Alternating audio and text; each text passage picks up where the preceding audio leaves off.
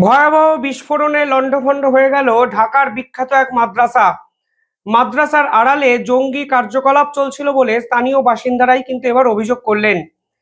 পরিষ্কারভাবে বলা হচ্ছে যে এই মাদ্রাসাতে শিক্ষা দেওয়ার নাম করে এমন কিছু কর্মকাণ্ড চলছিল যা আসলে জঙ্গি কার্যকলাপের সঙ্গে সরাসরি সম্পৃক্ত না হলে এই ধরনের বিস্ফোরণ হতোই না।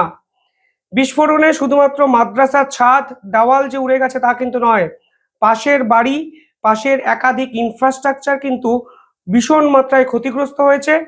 ফলে এটা প্রমাণ হয়ে যাচ্ছে বিস্ফোরণে এমন কিছু বিস্ফোরক ফেটেছে যার মাত্রা, যার তীব্রতা কিন্তু মারাত্মক ছিল। পুলিশ বলছে যে ওই ঘটনাস্থলে এখনো অবধি হাইড্রোজেন পার অক্সাইড উদ্ধার করা হয়েছে এবং সাধারণ মানুষ বলছে কিছু কেমিক্যাল জাতীয় টেস্টিং রেগুলার ওই মাদ্রাসার আড়ালে হতো এবং এই টেস্টিং এবার অন্য আকার নিয়ে বিস্ফোরক হয়ে ফেটে গেছে। হাইড্রোজেন পার অক্সাইড পাওয়া মানে আপনারা বুঝতেই পারছেন, কোনো সাধারণ বাড়িতে আমরা সাধারণত এই ধরনের উগ্র কেমিক্যাল রাখি না।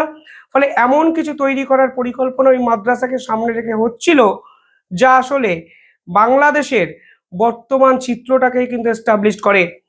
পুলিশ এটাও বলছে যে ওই মাদ্রাসার ভিতরে একাধিক ককটেল বোমা তারা উদ্ধার করেছে, এখন বোম স্কোয়াড সেগুলোকে ডিফিউজ করবে।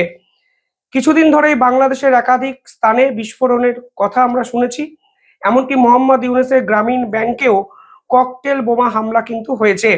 ঠিক দুদিন আগে ঢাকার অভিজাত এক এলাকায়, জনবহুল বাজার এলাকা, যেখানে ব্রিজের উপর থেকে একটি ককটেল বোমা ফেলে দেওয়া হয় বাজারের মধ্যে এবং এর ফলে একজন সাধারণ মানুষ কিন্তু নিহত হন। সব মিলিয়ে এই মাদ্রাসাগুলোকে সামনে রেখে যেভাবে বিস্ফোরক এবং বোম তৈরি হচ্ছে বাংলাদেশে, তার জন্য একমাত্র দায়ী মোহাম্মদ ইউনূস। কারণ তিনি এই ধরনের মৌলবাদী কার্যকলাপকে দিনের পর দিন প্রশ্রয় দিয়েছেন। ফলে এখন পুরো বিষয়টি তার হাতের বাইরে বেরিয়ে গেছে, তা কিন্তু পরিষ্কার।